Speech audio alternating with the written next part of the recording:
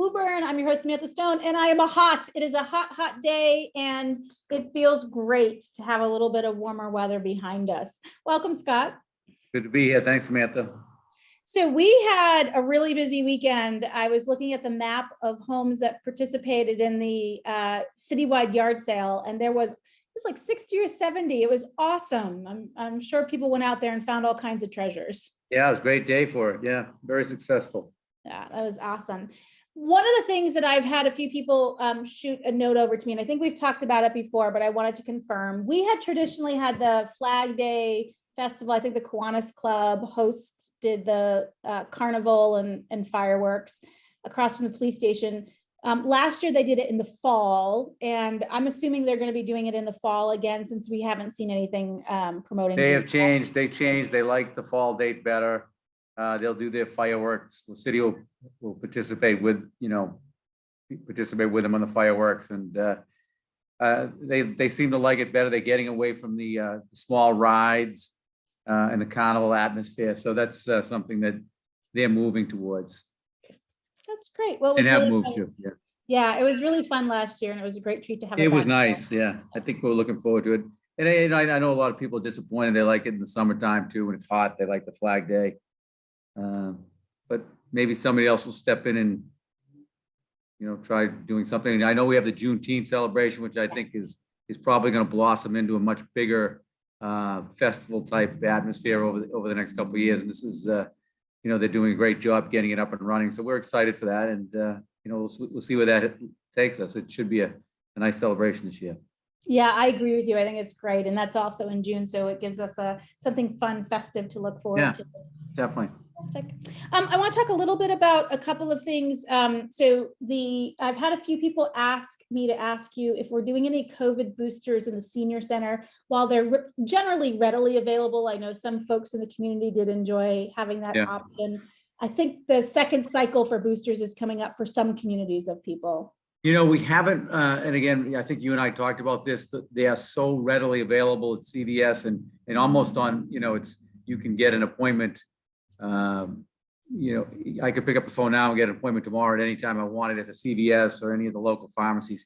We haven't had a big, outpouring request here in my office or the Board of Health. We'll definitely keep glued to that. And if there is a demand, even a relatively reasonable demand, we'd certainly accommodate that. But again, we're at this point we are advising people like you do to get their booster. We have, down at City Hall, we're giving out masks to all our city employees. We still have the rapid tests available to any city employee who wants them. So, we're still moving forward. It's, we're getting through this. I think it's becoming more of an endemic than the pandemic, which is great. We want to keep building our immunity, and we build that through either, getting COVID or through the booster. So it's getting there. And again, I think you'll admit people are definitely getting ill, but they're not getting, most people I talk to, even if they're city employees, it's like they feel like they have a mild flu. Some are getting a little bit more, banged up, but for the most part, we're seeing people with mild symptoms. Yeah, I'm grateful for that. Certainly, I've had a few people in my close circle who have been ill, and they had a few pretty bad days, but they luckily no hospitalization. I think the vaccinations are helping those folks have more mild cases. So we're glad to hear that. We know this isn't Woburn specific, but we have a nationwide shortage of baby formula, which a lot of people, I don't know, realize sort of the impact that has, but it looks like that's going to sustain for many more weeks. Not all mothers are able to breastfeed, so it's not like, oh, there's no formula, I'm going to go do this instead. And many children have very specific formulas they need, and those are probably the ones that are most difficult to find. Is there anything that we as a city through the Board of Health or anything can do to help parents who need it find resources or anything like that? We don't have anything. It's something we will look into, but again, I think most parents in that situation are dealing with the pediatricians who are advising them on what to do and what alternatives, if anything, there are. But I'm sure the pediatricians are getting inundated. But from the city's perspective, we don't have any better access to the formula than the mothers and fathers themselves. So Thanks for the update. This week, there's two big groups across our city to recognize. So it's National Public Works Week, which I learned, and excited to thank. We have a big group of people who work really, really hard to keep our city running, and also National Police Week. So both fall in the same week, and another group of really hardworking people across the city. No, they're both very important, groups in the city. The DPW, can't say enough about the work they do, and the police, they put their lives on the line every day. Last week was Nurses Week, and they're great too. They go to work every day and helped us definitely get through COVID. And I think it was Teachers Week as well. I don't know if it was the week.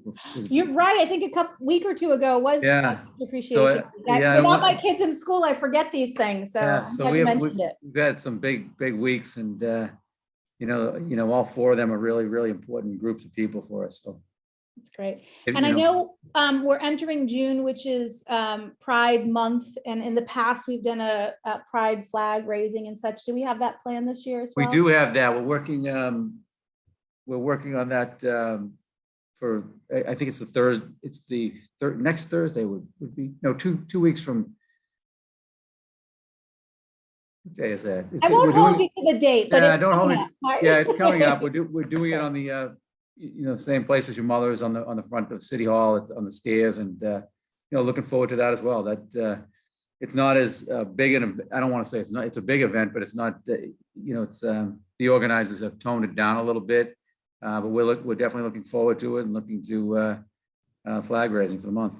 Awesome. I love it. Well, thank you so much for joining me and catching up on those important things. Anything else that you want to touch base? No, I know I gave you an update on the PFAS last week. Our readings were very low, like about 11 parts per trillion, which is great news for the city. We're still moving ahead with plans to install the filters to remove the PFAS, but people should understand right now that we tested, I think, for the past 5 months, well under the low 20 parts per trillion that the state has established as a threshold. So we're well under that. And we have been significantly under that for the past, 4 months or so. So, and I would just urge people again, like I do, if they have any questions, call my office or get on the city's website. There's a lot of information there and up-to-date testing. So that's what we have now. Budget's coming up. We went through, like we talked last week, we went through the school department. That was a good run, and the city council I'll be submitting next Thursday. So they'll start digging into the budget next Thursday. Fantastic.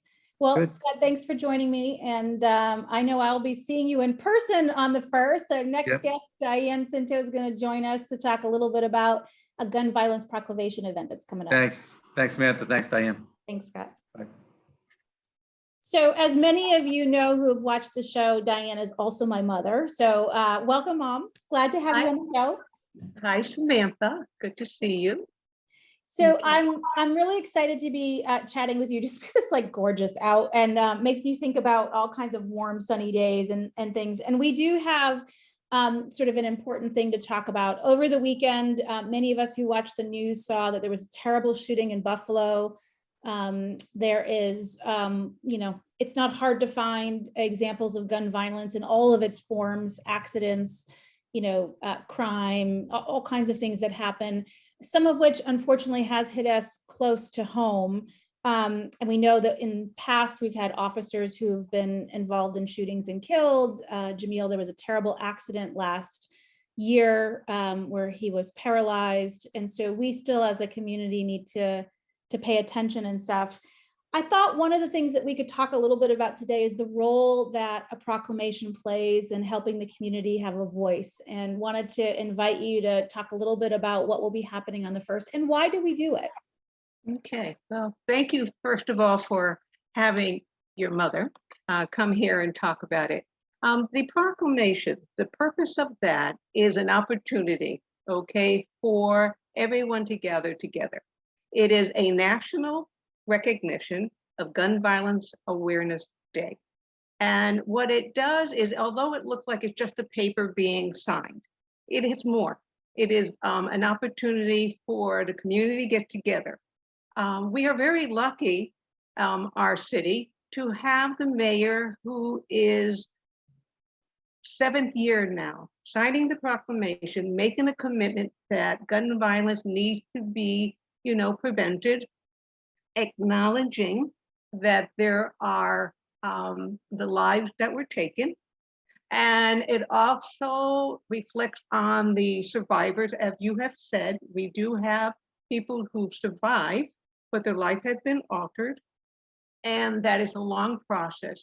It brings our community, needs a little healing, and it just makes an acknowledgement that we are together. But I cannot not mention that not only is Mayor Galvin a very good supporter, we are very lucky to also add Representative Haggerty, Representative Chicola, and our Senator Friedman. So as Woburn community, we are very well represented when we want to discuss and to have action on gun violence prevention. So it's more than just a piece of paper. It's an important opportunity for us as a community to get together. And one of the things your shirt says wear orange. And on that day, we're encouraged to wear orange. Now, orange is a color of Woburn, so we all have our orange, but it means more than just representation for us as a city. Why is it that we wear orange on that day? Well, what happened is a young girl who began this wear orange became because she was killed while talking to friends, and the friend, she was only 15 at the time, and her friend decided that they need to commemorate her death by gun violence. So what they decided was to select orange, because orange is the color that many hunters wear to prevent from being injured or shot or give a warning to other hunters. So that color. And now that color actually in the gun violence prevention community represents, hopefully, to stop gun violence and awareness and our own protection. And that's how it began. That's lovely. Now we're going to be meeting June 1st on the steps of City Hall. What time are we gathering? Okay, 10 a.m. Right. 10 a.m. on the outside on the steps. And we're keeping it, even if it is raining, we always say that gun violence doesn't care if there's inclement weather, that we hope to be able to still do it. And this year, I have asked, and I'm going to make sure I say the name correctly, but I have invited a student from and I see that, okay, here she is. We're going to start it with Ronnie Amin, who is a high school student from the Embrace Club. And she will be explaining about Wear Orange, and then she will introduce Mayor Galvin. And then after Mayor Galvin, the reading of the proclamation and Representative Haggerty will be there. And then in the end, Pastor Bill from the Woburn United Methodist Church will do closing. So we're trying to keep it in a community. We're trying to get young people to understand and be part of this awareness. That's great. And, we can bring in brothers in baseball hats if it's raining. And so far, the last few years that I've participated, we've actually had really nice weather. So let's I don't have glass, wood, somewhere around here, I'm sure, to hope for that. One last thing I wanted to ask you about is there's some really interesting programs across Massachusetts and in other places that are designed to help keep our communities safe from gun violence and from accidents. Is there any particular program that you'd like to see us explore as a city? If I had my wish, you mean, and I could do this? Okay, there's two right now that I would like to share. One of them is a program that has been, I don't know if you can see, it's called Be Smart. It's a program designed for parents. And what it does, it gets the conversation about encouraging people to talk about gun storage, safe gun storage, and how do you talk about gun violence to your children. And nothing that is in any design of what I'm suggesting has a political lens anywhere. It's all about safety. And so we know that our state has good laws but sometimes we need reminders and we need to be comfortable about asking questions, just like we do when it comes to, is the pool covered? Or, you know, about is it protected in your house, or the alcohol put away, or drugs? And we want people to feel comfortable saying gun storage safety questions to homes being visited by their children and those who are babysitting for families. One other thing is that happened in Plymouth and happened around, it's called a health and safety fair. And on that health and safety fair, I think Woburn at one time before COVID used to have a community.